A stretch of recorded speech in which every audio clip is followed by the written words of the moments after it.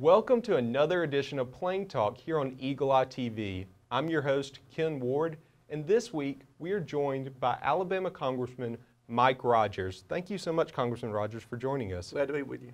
Congressman Rogers, you represent the Auburn and East Alabama area. Could you talk a little bit about how long you've been representing this area and what you kind of do on a normal day-to-day basis? Sure. I was first elected in 2002, so I've been representing this district for 16 years. The district's changed slightly with the last census, but 90% of it's remained consistent. And when I went in, I got on committees that would be helpful to the district. The Armed Services Committee, this district's had a seat on the Armed Services Committee for at least 70 years, 60, 70 years. Has a huge military presence, obviously. And then the Agriculture Committee. A lot of people don't realize it, but ag is 42% of Alabama's economy. It's not sexy, but it's a big deal for Alabama. And then in my second term, I joined I went on it in my first term as a select committee, but then it became a standing committee in my second term. That's the Homeland Security Committee. And I originally got on that committee because of the Center for Domestic Preparedness up in Calhoun County. It's over 800 jobs up there. It's a big employer. And as you know, since the 9/11 attacks, this has been an area of growing demand for government attention. So those are the three committees that I got on because they're so important to my district. So I spent a lot of time working in those wheelhouses. What you find in Congress is it's a lot like being a physician or an engineer or a lawyer. You have to concentrate your practice. You know, I was an attorney before I went to Washington. And just like most attorneys, you got to decide what do you want to focus on so you can become proficient. You can't do everything and be proficient at it. Same thing in Congress. What most people do is they will get on committees that are either important to their district or just of interest to them, and then they focus most of their attention on even subparts of that. I spend most of my time focused on national security issues, obviously Homeland Security and Armed Services. And have become real proficient in national security. So that's what I spend most of my time on each day. But you do a lot of stuff. You know, there's a lot of constituent service involved in these jobs that primarily are handled by the staff. I have an office here in Lee County, and I have an office up in Anniston where I have district staff. And then in addition, obviously, I have a Washington office with folks up there who specialize in different constituent service areas, from Veterans Affairs to Social Security to whatever. So we spend a lot of time at the constituent level on staff dealing with them, but sometimes it rises to my level if the staff can't get the issue resolved. And then a lot of days when we're in Washington, most of the time I'm in committees. That's where most of the work gets done. People see the House floor and they think about that being what we do most of the time. Very little of our time is spent on the House floor. Most of the work's done in committee. Congressman Rogers, you've been a big proponent of the Space Force plan. This is something that the Trump administration has kind of taken and incorporated it into their national security plan. Could you talk a little bit about that and why that might be something that could benefit possibly this district? Sure. The subcommittee that I chair, I'm the chairman of the Strategic Forces Subcommittee on Armed Services, has jurisdiction over three things. We have jurisdiction over nuclear weapons, we have jurisdiction over our missile defense systems, and we have jurisdiction over our national security satellites. Now, there's different kinds of satellites in space. There's commercial satellites like for your DirecTV and Dish and such as that. There's the NASA kind of satellites for exploratory missions. Then there's the intelligence community has some satellites up there for spying on people. But then we have our national security satellites. The one that most of your viewers would be familiar with is the GPS system. Everybody gets to use it, but that's not what we have it up there. It's up there for our military purposes, to guide our missiles and other such things. So we have a whole array of national security satellites that we have grown heavily dependent on to fight and win wars, from command and control of our nuclear weapons to, again, guiding missiles, to we have certain satellites that watch our adversaries' movements, some that watch for launches against us, and a whole host of things like that. Well, what's happened over the last 10 or 12 years, as we've become heavily dependent on it, our adversaries, particularly China and Russia, have recognized that fact because they also have become dependent on them. And they also recognize that we are so much bigger and stronger than them that they can never take us on in a head-on-head fight. We're just too big and too strong. But they realized that if they could take our eyes and ears out where we couldn't see or hear them, they could have some impact in taking us down. So they have really devoted a much larger percentage of their defense spending to offensive capabilities that would take out or damage or hinder our satellites from affecting their mission. And they have really developed a lot of advancements to the point at which, while over the last 25 or 30 years, even longer, we have been dominant in space by far. They have closed that gap to where they are now our peers in space because we've been moving so slowly on this front. So what our committee did after about 3 years of reviewing this problem, we came to the realization that the only way we're going to be able to better defend ourselves against our adversaries is to create a separate service that's focused just on space dominance. Right now it's being done primarily out of the Air Force as one of the Air Force's 12 different missions. It no longer can be just one of 12. It's got to be somebody's #1 mission. And it's literally a matter of our national security. And we passed it out of the House a year ago calling for this separate service. And the Senate wanted to go a little bit slower and asked for a study for this year. And the study came back this August by the Pentagon saying, yeah, we do need this. But what really kicked it into high gear was when the president in the spring came out and said, I think this is a great idea. I think we need this, and I'm directing it to be done. Now, that was a double-edged sword in that the president is the commander-in-chief, so he can make big things happen. But he's also very unpopular with a large percentage of the population.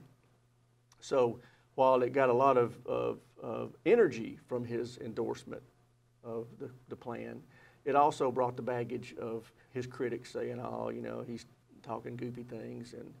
And they've mischaracterized this as being us trying to create a Star Trek type service.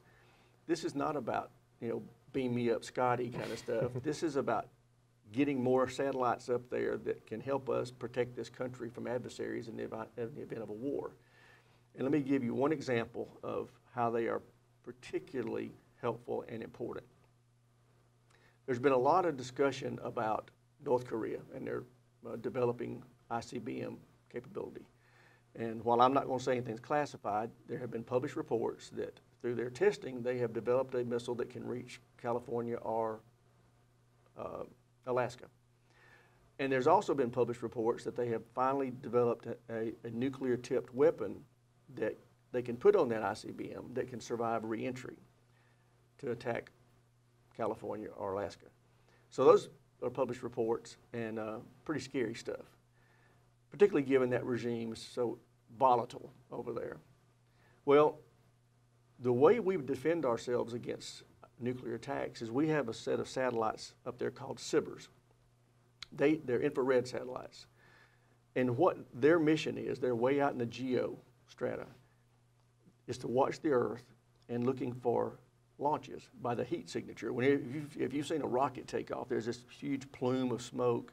Well, that creates an infrared signature from space.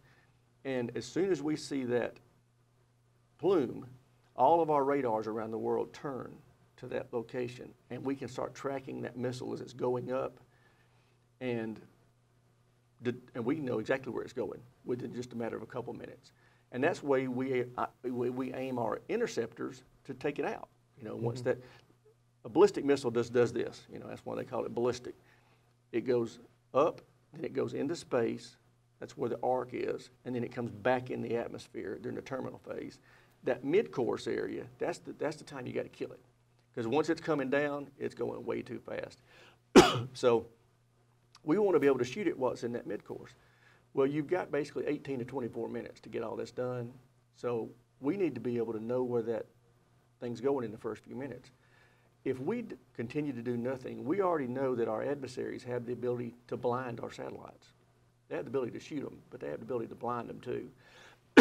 So what we have to worry about is, let's say China decides they want to help North Korea hit us. If China were to blind the SBIR satellite that oversees North Korea, just for 10, 15 minutes. That would give them time to bring their mobile launcher out, erect it, fire, and that thing would be up in mid-course before we even knew it had been launched.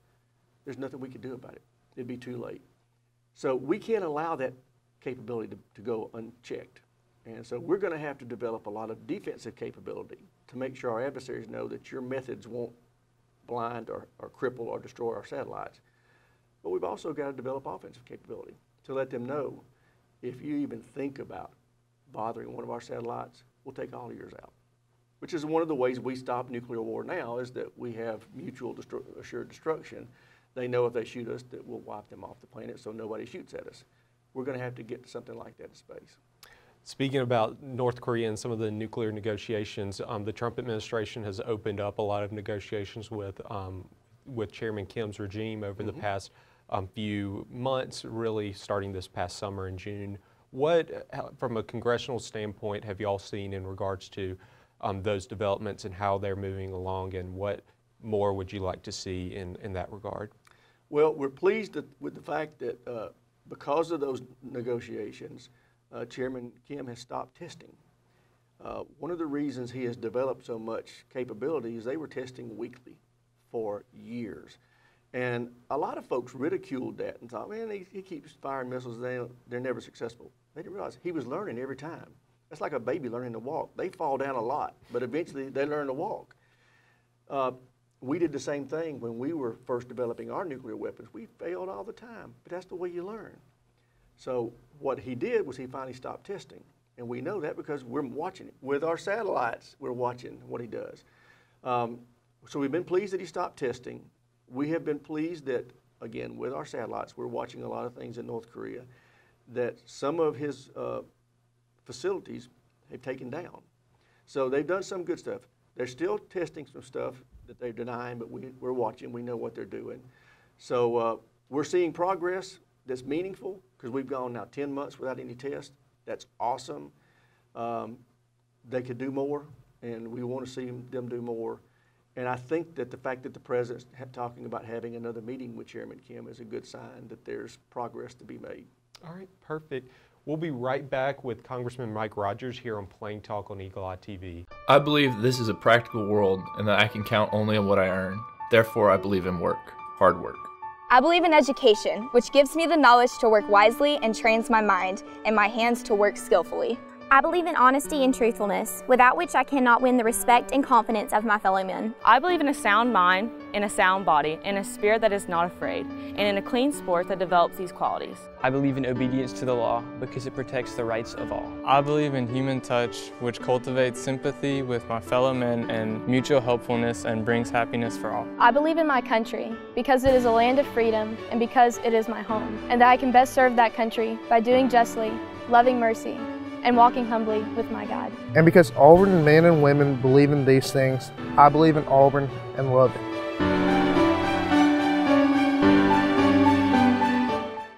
Welcome back to Plain Talk here on Eagle Eye TV. This week we are joined by Congressman Mike Rogers. Thank you so much, Congressman, for joining us. Glad to be with you. A little bit earlier we were talking more about some of the national security side of things. Now I want to talk a little bit more about some of the domestic initiatives that the Congress has been working on recently. Sure. One of the biggest pieces of legislation that was passed was the Tax Cut and Jobs Act, right. Which a lot of people are pointing to as one of the reasons for the fast-growing economy. Can you talk a little bit about that and what the members of Congress did to get that passed and what some of the benefits y'all are starting to see of that? Sure. You know, we had been really frustrated by the fact that we had the highest corporate tax rate in the industrialized world, literally right at double what most of our international competitors have. You just can't compete at that level. So we've really been wanting to get that corporate tax rate down from 35% down to around 18, 15, something like that. It's around 17 or 18 is pretty much the international norm. But then, you know, a lot of folks in the Ways and Means Committee were saying, if we're going to deal with tax reform, let's do all across the board reform. And that's what we did. And it's just made a huge impact. And I want your viewers to know, every income earner in America got a tax cut. You hear this stuff about it was only for rich folks. Everybody's rate went down. not, it wasn't just businesses get that corporate cut from 35% down to 21, but every wage earner. The only people that we left at 39.6 was people who make over $1 million a year. That income over $1 million stayed at 39.6. But the first $1 million they made, it enjoyed the tax cuts that everybody else got. And in my district, for example, the average wage earner, or the average worker in my district got a $975 cut. Oh, wow. Per year. And then for a family, it's right at $2,000. It's about $1,980. So for a family, that's right at $2,000 more a year that you don't have to send into the government. That's a lot of money for a family that, of four that's making $40,000 or $45,000 a year. And then you got bonuses. All across the country, there were millions of Americans that got one-time bonuses. Typically, it was $1,000. And Nancy Pelosi was asked about this after the tax bill passed, right at the first of the year in January. 2 million Americans got a one-time bonus. And she was asked about these $1,000 bonuses. She said, oh, it's just crumbs. $1,000 is not crumbs in my district. I have a very poor rural congressional district. And if a family gets an extra $1,000, that's a refrigerator they've been waiting on. Ben Russell at Russell Lands gave all of his employees $500 bonus. That's a new washing machine or a set of tires that somebody's been waiting on. It's real money to real people. But those are just the bonuses. I also have up in Southwire, up in Cleveland County, they have every employee $1,000. They also reduced their premium payments for their health insurance and did some other benefits things. So these are meaningful cuts, but the wage earning cuts were the ones that I think did the most for people's confidence. People need to feel like their job is secure and that they got more take-home pay before they're willing to go out and make purchases. And that's consumer confidence. That has really taken off as they have seen companies raising their minimum wage voluntarily. I don't know if you saw the news yesterday. Amazon just voluntarily raised the minimum wage to $15 an hour. Something, yeah. And CNBC, I was listening, driving down today, they're saying this is going to put pressure on everybody to go to $15 an hour, even in the retail and the fast food world, because you're competing for people. And in a strong job market, if you think the best employees are going to keep working for you for $10 an hour when they can go down the street and get 15, you're fooling yourself. You'll wind up with the less desirable employees. So, but this is the way it should work, where the market decides what the minimum wage should be, not the government telling them what it should be. So, but that all comes from consumer confidence. You look at Target, Walmart, Amazon, all of them are having record profits and record revenues because people are feeling better about the economy. So the tax cut started all that. It let the companies know, we're going to cut your taxes by your corporations by 40%. Well, when companies get a 40% tax cut, they don't go on a cruise and spend it. They reinvest it.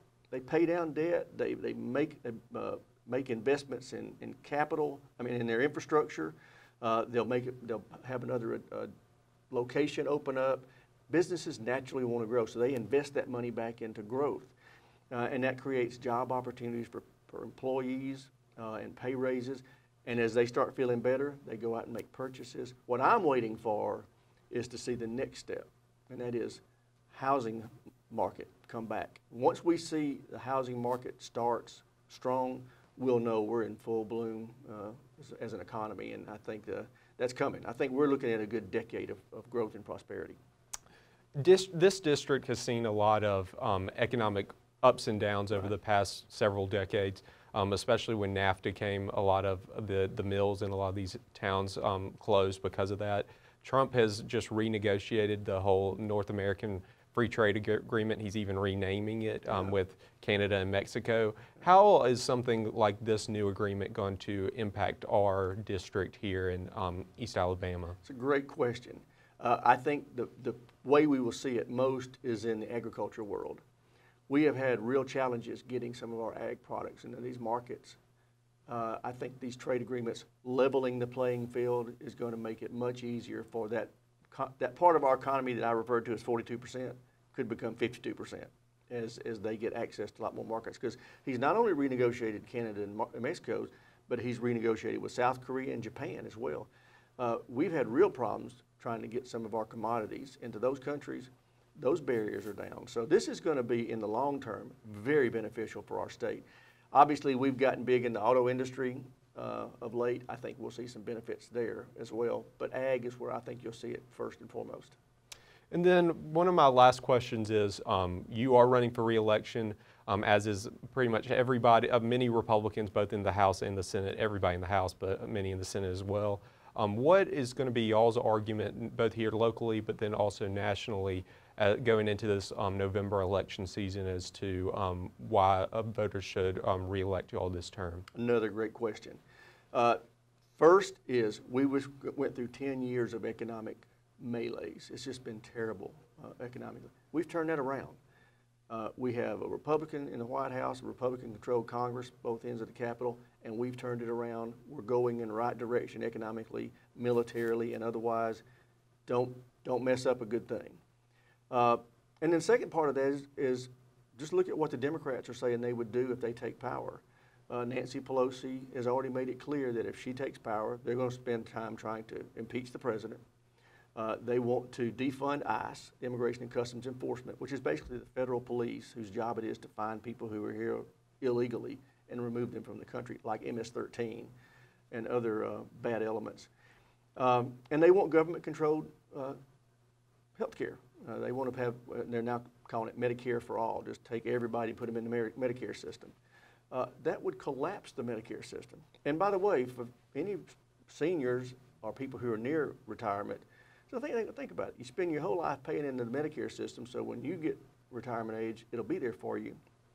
And now the Democrats want to put everybody else in there with you and collapse the thing. It's insane. But those are the things they want to spend time doing. If you want to see this progress that we're making grind to a halt, put the Democrats in the majority, and you'll get it. All right, thank you so much, Congressman Rogers, for joining us today, and thank you so much for sitting down with us and talking to us. Thanks for having me. I enjoyed it.